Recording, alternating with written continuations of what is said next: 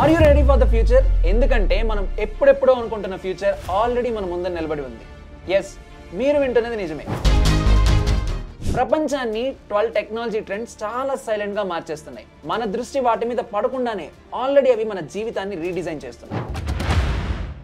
అసలు ఈ future innovation కోసం వచ్చిన ఈ 12 టెక్ ట్రెండ్స్ ఏంటి? ఒక్కసారి తెలుసుకుంటే మీరు కూడా వెనక్కి వెళ్ళలేరు. ఇవి ట్రెండ్స్ మాత్రమే కాదు, ప్రపంచాన్ని షిఫ్ట్ చేసే ఫోర్సెస్. మనలో చాలా మంది టెక్నాలజీని ఒక టూల్ లా మాత్రమే చూస్తాం. బట్ రానున్న రోజుల్లో ప్రపంచం ఇంకొక కొత్త దశలోకి అడుగు పెట్టబోతుంది. సో ఇది ఎలా ఉంటుందంటే అక్కడ టెక్నాలజీ టూల్ కాదు, it is going to become an era of autonomous systems. అలానే cognitive AI, hyper connectivity, intelligent automations, ఇవన్నీ మనం చూడబోతున్నాం. సో ఇక మీద మన లైఫ్ అనేది ఇదివరకు లాగా ఉండకపోవచ్చు. Data driven logic, algorithmic decisions, అలానే మెషిన్ ఆటోమేషన్స్ తో మన జీవితం అనేది డిపెండ్ అయి ఉంటుంది. సో టెక్నాలజీలో లాస్ట్ 20 years లో మీరు చూసిందే పెద్ద మార్పు అనుకుంటే తప్పు. ఎందుకంటే రానున్న 10 years లో టెక్నాలజీ ఏ విధంగా చేంజ్ అవుతుంది అనేది అస్సలు ఊహించలేని విధంగా ఉంది. అండ్ ఇది ఇంకా మరింత విప్లవాత్మకంగా మారే అవకాశం కూడా ఉంది. అందుకే ఈరోజు నేను మీకు భవిష్యత్తును నిర్వహించే 12 మోస్ట్ పవర్ఫుల్ టెక్నాలజీ ట్రెండ్స్ గురించి చెప్పబోతున్నాను. ప్రతి ట్రెండ్ ఒక పరిశ్రమనే కాదు, మానవ సమాజాన్ని ఒక కొత్త మలుపులోకి తీసుకువెళ్లే శక్తిలాగా ప్రభావితం చేస్తున్నాయి. సో ఈ వీడియోలో మీకు ప్రతి పాయింట్ ఒక కొత్త అవగాహన ఇస్తుంది. అండ్ ప్రతి ఉదాహరణ ఇప్పుడు ఇది ఎలా పనిచేస్తున్నాయి అనేది కూడా చూపిస్తుంది. సో ఈ వీడియోని స్కిప్ చేయకుండా చివరి వరకు చూడండి. అండ్ ఇప్పటి వరకు మీరు కనుక మా ఛానల్ సబ్స్క్రైబ్ చేసుకోకుండా చూస్తున్నా లేక కొత్తగా చూస్తున్నా, ఇప్పుడే మా ఛానల్ అయితే సబ్స్క్రైబ్ చేసుకోండి. హాయ్, హలో, నమస్తే, వెల్కమ్ టు బాస్ వాలా డైలీ తెలుగు. నేను మీ విష్ణు భరద్వాజ్.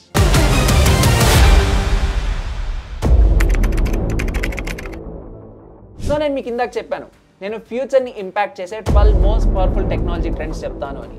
సో ఈ వీడియోలో ప్రతి టెక్నాలజీ వెనుక ఉన్న కోర్ ప్రిన్సిపల్ని, అలానే ఆ యొక్క టెక్నాలజీ ఎలా ఫ్యూచర్ని రీషేప్ చేస్తుంది, మరియు ఇది నిజ జీవితంలో ఎలా ఇంప్లిమెంట్ అవుతుంది, ఇలా ప్రతిదీ ఒక క్లియర్ కట్ ఎక్స్ప్లెనేషన్తో అలానే ఎగ్జాంపుల్తో చెప్పే ప్రయత్నం చేస్తాను. సో ఇప్పుడు నేను ఫస్ట్ టెక్నాలజీ ట్రెండ్ గురించి మాట్లాడబోతున్నాను, which is agentic AI. So present మనం చూస్తున్నాం ఏ అనేది ప్రపంచాన్ని ఎలా ఇంపాక్ట్ చేస్తుంది అనేసి.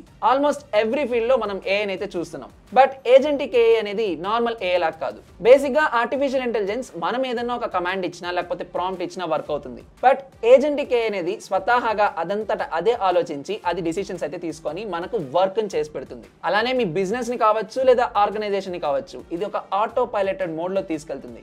సో దీనికి ఒక బెస్ట్ ఉదాహరణ చెప్తాను. సో ఇప్పుడు చాలా సంస్థలు 24/7 ఫంక్షన్ అయ్యే కస్టమర్ సెంట్రిక్ ఏఐ ఏజెంట్స్ అయితే తీసుకొచ్చారు. ఇవి ఇప్పుడు కేవలం రిప్లై మాత్రమే ఇవ్వు. సో కస్టమర్కి ఉన్నటువంటి క్వైరీని అనలైజ్ చేసి వాళ్ళకి కావాల్సినటువంటి సొల్యూషన్ తో మీ ముందరకైతే వస్తాయి. సో ఇది ఏజెంటిక్ ఏఐ ఎరా. ఇప్పుడు సెకండ్ ట్రెండ్ గురించి మాట్లాడుకుందాం, which is domain specific language model. So already మనకి మార్కెట్లో చాలా లార్జ్ లాంగ్వేజ్ మోడల్స్ అయితే అవైలబిలిటీలో ఉన్నాయి.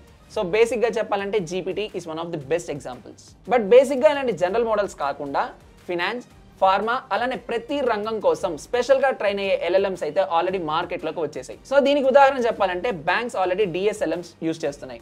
డిఎస్ఎల్ఎం అంటే domain specific language model. So మనకి బేసిక్గా జనరల్గా ఉండేటువంటి GPT-4 లాంటి మోడల్స్లో మనకు డీప్ డొమైన్ అండర్స్టాండింగ్ అనేది ల్యాక్ అవుతూ ఉంటుంది. బట్ ఈ డొమైన్ స్పెసిఫిక్ లాంగ్వేజ్ మోడల్ అలా కాదనమాట. సో మీరు ఏదైనా బ్యాంక్ రిలేటెడ్ యాక్టివిటీస్ కావచ్చు, అప్లికేషన్స్ కావచ్చు, ఇంకా బాగా చెప్పాలంటే డాక్యుమెంట్ వెరిఫికేషన్ కావచ్చు, లేకపోతే కంప్లైన్స్ అండ్ రెగ్యులేటరీ యాక్టివిటీస్ కావచ్చు, అండ్ ఈవెన్ మీ అకౌంట్ హోల్డింగ్ కావచ్చు. సో ఇవన్నింటిని ఆల్రెడీ డిఎస్ఎల్ఎం యూజ్ చేసి బ్యాంక్స్ చాలా అక్యురేట్గా యూజ్ చేస్తూ వర్క్ చేస్తున్నారు. మూడవది generative AI, which is related to content innovation. ఒకప్పట్లో మనకి ఐడియా రావడం అనేది చాలా కష్టం. అండ్ ఆ ఐడియాని ప్రోడక్ట్గా మలిచి అది ప్రొడక్షన్లోకి వెళ్ళాలంటే చాలా టైం పట్టేది. బట్ జనరేటివ్ ఏఐ చాలా ఫాస్ట్గా కంప్లీట్ చేస్తుంది. దీనికి ఒక బెస్ట్ ఎగ్జాంపుల్ చెప్పాలంటే మనం ఆల్రెడీ సోషల్ మీడియాలో చూస్తూనే ఉన్నాం. ఈ ఏఐ యూజ్ చేసుకొని చాలా మంది మనకు వీడియోస్ అయితే జనరేట్ చేస్తూ చూపిస్తున్నారు. సో ఏ కెమెరా అవసరం లేకుండా, ప్రొడక్షన్ వాల్యూ లేకుండా, అండ్ ఒక థర్డ్ పర్సన్ హెల్ప్ లేకుండా ఏ మోడల్ని యూజ్ చేసి వీడియోస్ జనరేట్ చేసి ప్రమోషన్స్ అయితే చేస్తున్నారు. So this is generative AI. ఇప్పుడు 4వ ట్రెండ్కి వద్దాం, AI governance and security. So ఏఐని ఇప్పుడు గవర్నెన్స్ అండ్ సెక్యూరిటీకి కూడా వాడుతున్నారు. So majority of the institutions లో ఏఐకి డేటా యాక్సెస్ ఇస్తున్నారు. అండ్ అది నిబంధనల ప్రకారం ఆటోమేటిక్ గా పనిచేసేలాగా వీళ్ళైతే మానిటర్ కూడా చేస్తున్నారు. దీన్నే ఏఐ గవర్నెన్స్ అండ్ సెక్యూరిటీ అని చెప్పొచ్చు. బేసిక్ గా దీనికి ఉదాహరణ అయితే ఫర్ ఎగ్జాంపుల్ ఏదైనా ఒక హాస్పిటల్లో ఏఐ డయాగ్నోసిస్ ఇంజిన్ ఉందనుకుంటే, సో అదేం చేస్తుందంటే బేసిక్ గా పేషెంట్స్ యొక్క డేటాని, సో ఆ హాస్పిటల్లో ఉన్నటువంటి పేషెంట్స్ యొక్క డేటాని ఎవ్రీథింగ్ ఇది ట్రాక్ చేస్తూ ఉంటుంది. అండ్ ఆ పేషెంట్ కి రిలేటెడ్ డేటాని బట్టి ఇది డిసిషన్స్ అయితే తీసుకుంటూ ఉంటుంది. ఇది గవర్నెన్స్. బట్ సెక్యూరిటీ విధంగా ఎలా పనిచేస్తుంది? బేసిక్ గా ఆ డేటాని హ్యాకర్స్ నుంచి ప్రివెంట్ చేస్తుంది. అంటే హ్యాకర్స్ యాక్సెస్ లేకుండా చూస్తుంది. అలానే డేటా లీకేజ్ ని ముందే ఐడెంటిఫై చేస్తుంది. దాంతో పాటు హానికరమైన ఎటువంటి ప్రాంప్ట్స్ వచ్చినా ఇది ముందే బ్లాక్ చేస్తుంది. సో ఇది AI governance and security. So ఇప్పుడు ఫిఫ్త్ ట్రెండ్ చూద్దాం, edge AI and ambient intelligence.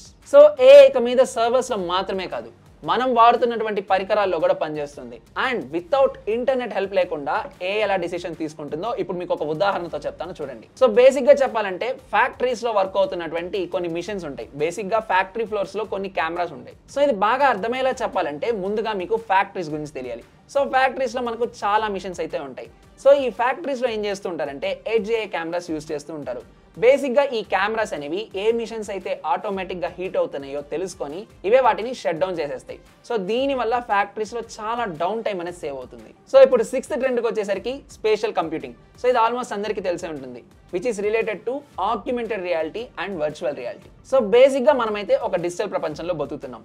So ఇప్పుడు ఈ డిజిటల్ ప్రపంచాన్ని ఫిజికల్ ప్రపంచాన్ని రెండింటిని ఇంటర్ కనెక్ట్ చేసే స్పేషియల్ కంప్యూటింగ్ ఇప్పుడు నేను చెప్పబోయేది. సో మన వర్క్, ఎడ్యుకేషన్ అండ్ ఎంటర్టైన్మెంట్ ఇది మొత్తం ఇంటరాక్టివ్ 3D లోకి త్వరలోనే మారబోతోంది. సో ఉదాహరణకి చెప్పాలంటే ఆల్రెడీ పెద్ద పెద్ద కంపెనీస్ VR తో వెల్డింగ్, మెడికల్ సర్జరీ అలానే మెషిన్ రిపేర్ వంటి ప్రమాదకరమైన మరియు క్లిష్టమైన పనుల్ని రియలిస్టిక్ 3D సిమ్యులేషన్స్ తో ట్రైన్ చేస్తున్నారు. సో దీనివల్ల ఏమవుతుందంటే ఫ్యూచర్ లో మనం తొందరగా ఇంటరాక్టివ్ 3D అనేది ఎక్స్పీరియన్స్ చేయబోతున్నాం. Now seventh trend which is quantum computing. So ఇది సాధారణంగా మనం చేసే బేసిక్ కంప్యూటేషన్ అయితే కాదు. సో ఈ క్వాంటమ్ కంప్యూటింగ్ అంటే millions of parallel computations with in seconds లో జరగడమే. సో మోస్ట్ కాంప్లెక్స్ ప్రాబ్లమ్స్ కూడా విత్ ఇన్ మినిట్స్ లో ఈ కంప్యూటేషన్ ద్వారా మనం సాల్వ్ చేసుకోవచ్చు. సో ఉదాహరణకు చెప్పాలంటే ఫర్ ఎగ్జాంపుల్ ఏదైనా ఒక కొత్త మెడిసిన్ మార్కెట్ లోకి రాబోతుంది అనుకుందాం. సో ఆ కొత్త మెడిసిన్ ఇన్నోవేషన్ కి కావాల్సినటువంటి కెమికల్ కంపోజిషన్స్ మొత్తాన్ని క్వాంటమ్ సిమ్యులేషన్ తో మంత్స్ పట్టే పనిని జస్ట్ హవర్స్ లో కంప్లీట్ చేయడం. సో ఇప్పుడు ఎయిత్ ట్రెండ్ చూద్దాం, which is post quantum cryptography. So present ఇప్పుడున్నటువంటి సిస్టమ్స్ కి RSA, ECC లాంటి సెక్యూరిటీ ఎన్క్రిప్షన్ లాక్స్ అయితే మనం కొన్ని రోజుల వరకు సేఫ్ గా ఉంచవచ్చు.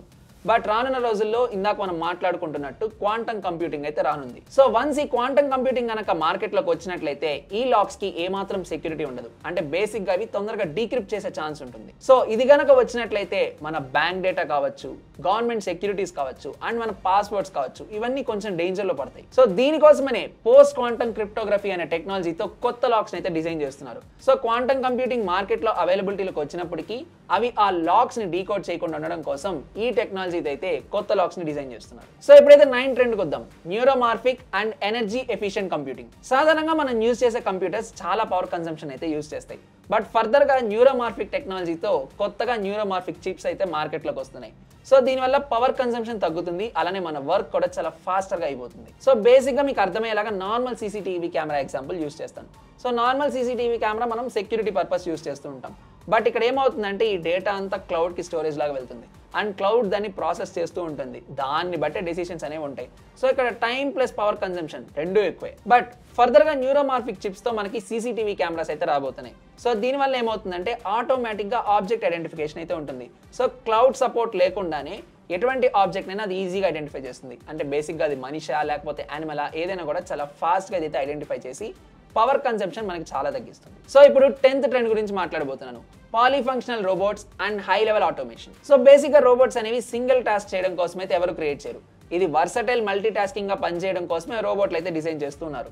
And of course already market లోకి వచ్చేసి అనుకోండి. సో మరి పాలీఫంక్షనల్ రోబోట్ టెక్నాలజీ అంటే ఏంటో చూద్దాం. సో దీనికి బేసిక్ ఎగ్జాంపుల్ చెప్పాలంటే మనం అమెజాన్ ఫుల్ఫిల్మెంట్ సెంటర్ ని కన్సిడరేషన్ లోకి తీసుకుందాం. సో రోబోట్లు ఇక్కడ స్టార్టింగ్ నుంచి ప్యాకింగ్ వరకు, అలానే షెల్ఫ్ మూవ్మెంట్ వరకు, అలానే ఓవరాల్ ప్యాకేజింగ్ వరకు ప్రతిదీ విత్ ఇన్ మినిట్స్ లో ఒకేసారి మల్టీ టాస్కింగ్ అయితే చేయగలుగుతాయి. సో ఈ టెక్నాలజీని యూస్ చేసుకొని వర్క్ అయ్యే రోబోట్స్ ని మనం పాలీఫంక్షనల్ రోబోట్స్ అంటాం. సో దీనివల్ల మీ వర్క్ ఎఫిషియన్సీ 3x టైమ్స్ పెరిగినట్లే. ఇప్పుడు 11th ట్రెండ్ కి వద్దాం, 5G and 6G satellite connectivity. So సాధారణంగా మనలో చాలా మంది కోరుకునేది ఏంటి, ఇంటర్నెట్ అనేది హై స్పీడ్ రావాలని కోరుకుంటూ ఉంటాం. అంటే బేసిక్ గా మనం చేసే రీఛార్జెస్ కూడా అలానే ఉంటాయి అనుకోండి. బట్ కొన్నిసార్లు మనం లాటెన్సీ ఇష్యూస్ ఫేస్ చేస్తూ ఉంటాం. అంటే టైం కి మనకు కావాల్సినప్పుడే ఇంటర్నెట్ అనేది హ్యాండ్ ఇస్తూ ఉంటుంది. బట్ ఎక్కడున్న ఫ్యూచర్ లో హై స్పీడ్ ఇంటర్నెట్ విత్ లో లాటెన్సీ కావడం కోసం ఈ 5G and 6G satellite connectivity టెక్నాలజీని అయితే మనం చూస్తున్నాం. సో దీనికి ఉదాహరణ చెప్పాలంటే స్టార్లింక్ లాంటి కంపెనీ, అదే మన ఎలాన్ మస్క్ కంపెనీ. సో వీళ్ళు ఏం చేస్తున్నారంటే LEO శాటిలైట్స్ తో ఈ కనెక్టివిటీని ఎస్టాబ్లిష్ చేద్దాం అనుకుంటున్నారు. సో మీరు కనుక లడాక్ లో ఉన్నా, లేకపోతే ఫారెస్ట్ లో, అమెజాన్ ఫారెస్ట్ లో ఉన్నా ఆర్ ఓషన్స్ లో ఉన్నా, సో ఇలాంటి సిగ్నల్స్ రాని ఏరియా కూడా వీళ్ళు హై స్పీడ్ ఇంటర్నెట్ ఎస్టాబ్లిష్మెంట్ అనేది చేయాలనుకుంటున్నారు. సో దీనివల్ల ఏమవుతుందంటే మనం ఇంటర్నెట్ కి బాగా ఫాస్ట్ గా కనెక్ట్ అవ్వచ్చు. Last but not the list, ఇప్పుడు 12th ట్రెండ్కి వద్దాం, which is advance semi conductors and చిప్లెట్స్. So basic గా మనకి ల్యాప్టాప్స్ లో కావచ్చు, మొబైల్ డివైజెస్ లో కావచ్చు, ఆర్ ఎలక్ట్రానిక్ గ్యాడ్జెట్స్ లో కావచ్చు, మనకి చిప్ సెట్స్ అయితే కనిపిస్తూ ఉంటాయి. సో ఇలాంటి పెద్ద చిప్ సెట్స్ ని ఫర్దర్ గా చిన్న చిన్న చిప్లెట్స్ గా డివిజన్ చేసి హై పర్ఫార్మెన్స్ ఇవ్వడం కోసం ఆల్రెడీ చాలా కంపెనీలు అయితే వర్క్ చేస్తున్నాయి. ఉదాహరణకి చెప్పాలంటే AMD, ఇంటెల్, యాపిల్ లాంటి పెద్ద పెద్ద కంపెనీలు కూడా ఫర్దర్ గా ఈ పెద్ద చిప్ సెట్ ని చిన్న చిన్న చిప్లెట్స్ గా డివిజన్ చేసి మన సిస్టమ్స్ యొక్క పర్ఫార్మెన్స్ పెంచడానికి చాలా వర్క్స్ అయితే చేస్తున్నారు.